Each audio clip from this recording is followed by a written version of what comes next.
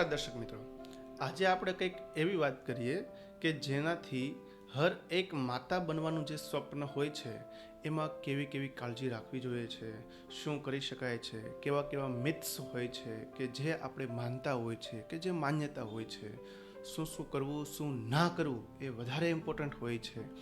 આના ઉપર આપણે ડિસ્કશન કરવાની છે. સૌથી પહેલાં પ્રેગ્નન્સી પ્લાનિંગ કરવા માટે આપણે શું કરવું જોઈએ. પ્રેગ્નન્સી એક ટાસ્ક નથી. સૌથી મોટો પ્રશ્ન કે પ્રેગ્નન્સી એક ટાસ્કની જેમ આપણે લેતા હોઈએ છીએ, તો પ્રેગ્નન્સી એક નોર્મલ પ્રોસેસ છે. એ સાંસારિક જીવન જીવવા માટે ખૂબ જ ઉપયોગી હોય છે. તો પ્રેગ્નન્સી રાખવી કોઈ એક ટાસ્ક નથી, એને આપણી નોર્મલ જિંદગી સ્વરૂપે લેવાની છે. આજકાલ આ સૌથી મોટો પ્રશ્ન બની જતો હોય કે સર આ એક ટાસ્ક બની ગયો છે અમારા માટે. તો શું કરવું જોઈએ, શું આપણે ધ્યાનમાં રાખવું જોઈએ પ્રેગ્નન્સી દરમિયાન. સૌથી પહેલાં જે સ્ટાર્ટિંગના જે મંથ હોય છે, બરાબર, ફર્સ્ટ ટ્રાઇમેસ્ટર તરીકે એમને ઓળખવામાં આવે છે. તો સ્ટાર્ટિંગના મંથ્સની અંદર બેટર એવી આપણે એક્સરસાઇઝ કરવાની રહેશે. એક્સરસાઇઝ કરવાથી આપણું ફિઝિકલ હેલ્થ બરાબર રહેશે. ડિલિવરી પછી જેમને દુખાવા થતા હોય છે એ બી સારું રહેશે. ઇવન પ્રેગ્નન્સી સમયે બી કમર અથવા તો પગના દુખાવા રહેતા હોય છે, ખાલી ચડતી હોય છે, એ બી સારું રહેતું હોય છે એક્સરસાઇઝ કરવાથી. તમને એક્સરસાઇઝ હું નીચે જણાવું છું, બરાબર, એવી થોડી ઘણી એક્સરસાઇઝ કરી શકાય. પણ હા, હેવી લિફ્ટિંગ કે હાઈ ઇન્ટેન્સિટી એક્સરસાઇઝ છે એનાથી સતત અને સખત રીતે આપણે દૂર રહેવાનું રહેશે. લાઇટ એવી બધી એક્સરસાઇઝ કરી શકાય.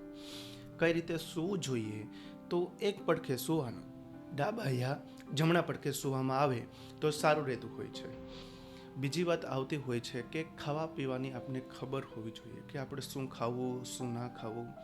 શું ન ખાવું એ પહેલાં, સૌથી પહેલાં જે ભાવે એ બધી જ વસ્તુ ખાઈ શકાય, પરંતુ વધારે પ્રમાણમાં નથી ખાવાનું. જેટલું આપણે ડેલી ખાતા હોઈએ છીએ, ભૂખ લાગી હોય છે, એનું 2 થી 5% ઓછું ખાવાનું રહેશે. હાઈ કેલરીઝવાળું હોય છે અથવા તો કે જે બહારના જે બધા સ્ટ્રીટ ફૂડ હોય છે એ ઓછા પ્રમાણમાં ખાવામાં આવે તો વધુ સારું. પણ હા, તમે 1-2 અઠવાડિયે એકાદી વાર ખાઓ એનો કોઈ ઇસ્યુ નથી. બીજી વાત એ કે ખાવા પીવાની અંદર આપણે બેલેન્સ ડાયટ કરવામાં આવે તો એ વધુ સારું રહેતું હોય છે. આપણા બાળકને જે જરૂરી હોય છે કે હરેક પ્રકારના મિનરલ્સ, વિટામિન્સ, પ્રોટીન્સ, તો એ હરેક આપણે શેમાંથી મળશે, બેલેન્સ ડાયટ કરવામાં આવે તો. બેલેન્સ ડાયટ એટલે કે હરેક ફ્રૂટ્સ ખાવાના, હરેક વેજીટેબલ્સ શાકભાજી ખાવાના, હરેક પ્રકારના કઠોળ, અનાજ, આ બધાનું સેવન કરવામાં આવે તો સારી રીતે બાળકનો પણ વિકાસ થતો હોય છે, માતાની હેલ્થ પણ એટલી જ સારી બનતી હોય છે. બીજી વાત એ સ્ટાર્ટિંગના સમયની અંદર આપણે હોર્મોનલ ચેન્જીસના કારણે મૂડ સ્વિંગ થતું હોય છે. હોર્મોનલ્સના કારણે આપણે નવી ઈચ્છા થતી હોય છે. તો જે ઈચ્છા, ઘણાને પેન ખાવાની ઈચ્છા થતી હોય છે, બરાબર. તો હા, બહુ જ ઈચ્છા થાય ને ખાતા હોય છે, ઇટ્સ ઓકે. પણ વધારે પ્રમાણમાં ઈચ્છા હોય તો નજીકના કોઈક સારા એવા ડૉક્ટરનો કન્સલ્ટ કરવો જોઈએ. બીજી વાત એ હોય છે કે મૂડ સ્વિંગ થતા હોય તો એની માટે આપણે શું કરી શકીએ. હા, મૂડ સ્વિંગ માટે આ બહુ જ પ્રશ્ન હોય કે મૂડ સ્વિંગ માટે અમે શું કરી શકીએ, શું ના કરવું, શું કરવું. તો એમની માટે બેસ્ટ છે ડીપ બ્રીથિંગ એક્સરસાઇઝ અને યોગા. હું ખાસ હરેક દર્દીઓને ડીપ બ્રીથિંગ એક્સરસાઇઝનું ભલામણ કરતો હોઉં છું. મોર્નિંગમાં અને ઇવનિંગ અથવા તો રાત્રે તમે જ્યારે બી ફ્રી હોય ત્યારે ઓનલી 5 મિનિટ જ તમારે ડીપ બ્રીથિંગ એક્સરસાઇઝ કરવાની રહેશે કે જેનાથી શું થશે, ઇન જનરલ હરેક બોડી બેલેન્સમાં આવશે. ઊંડો શ્વાસ લેવાનો છે, છોડવાનો છે. આનાથી આપણી મેન્ટલ હેલ્થ પણ સારી રહે છે અને બાળકનું જે ડેવલપમેન્ટ થતું હોય છે એ મહદ અંશે ઇમ્પ્રૂવ થતું હોય છે. બીજું શું કરી શકાય કે ઘણી એવી માન્યતા હોય છે કે પ્રેગ્નન્સીમાં આ ખાવું જોઈએ, આ ના ખાવું જોઈએ. ઘણા એવું કહેતા હોય ને કે કાળા બાળક આવતા હોય છે અગર તમે એવી કોઈક વસ્તુ ખાઓ. અમુક કહેતા હોય કે અગર કેસરવાળું દૂધ પીવાથી તમારે એકદમ ધોળા વ્હાઈટ બાળક આવે. અમુક લોકો તો દવાઓ લેતા હોય છે કે મારે વ્હાઈટ બાળક આવે, ધોળું બાળક આવે. પ્રેક્ટિકલી પોસિબલ નથી. મધર અને ફાધરના જે જીન્સ છે, જેવો કલર છે, બરાબર એ પ્રમાણે એનું બાળક આવતું હોય છે. આ જીનેટિક થિયરી હોય છે કે જે જીન્સમાં લખેલું હોય છે, એટલે કે મધર ને ફાધરના જે જીન્સ હોય છે એ પ્રમાણે એનું બાળક આવશે.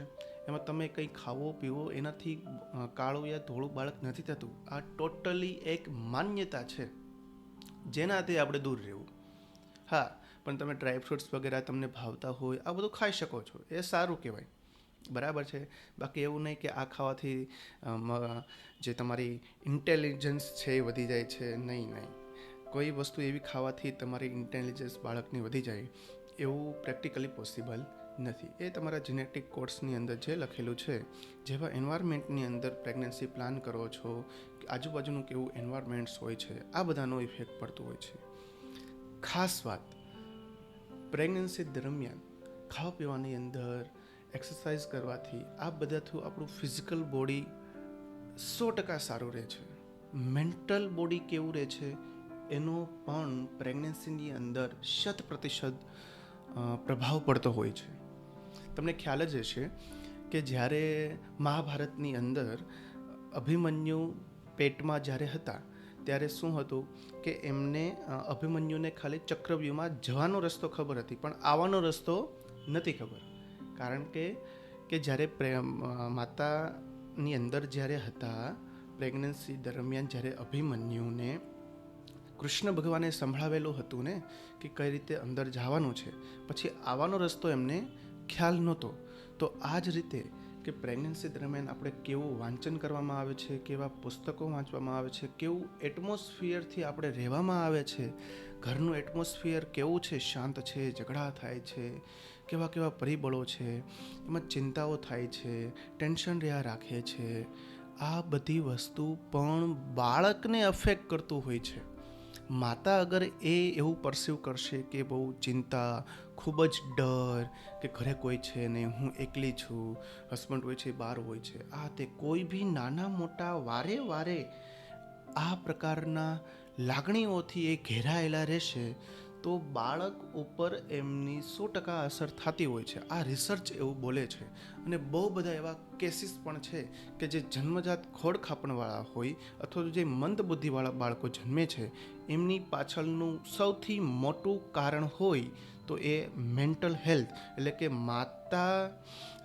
માતાની અંદર જ્યારે બાળક ગર્ભની અંદર હોય છે ત્યારે માતા કેવા એટમોસ્ફિયરની અંદર છે કે આપણે લોકો સ્નેહીજનો એ એટમોસ્ફિયર કેવું રાખીએ છીએ એમની અસર માતા પરસીવ કરે છે અને એ બાળકને થતી હોય છે. તો આ પ્રમાણે મેન્ટલ ઇવન ફિઝિકલ હેલ્થનું 100% રીતે આપણે કાળજી રાખવામાં આવે 100% એમની પ્રેગ્નન્સી સફળતાપૂર્વક થતી હોય છે. તો આપણે આ બધી જ વસ્તુ ધ્યાનમાં રાખીને આપણે અગર પ્રેગ્નન્સી પ્લાનિંગ વગેરે કરવામાં આવે તો બહુ જ સારું અને સુખદ બાળક આવતું હોય છે. ધન્યવાદ.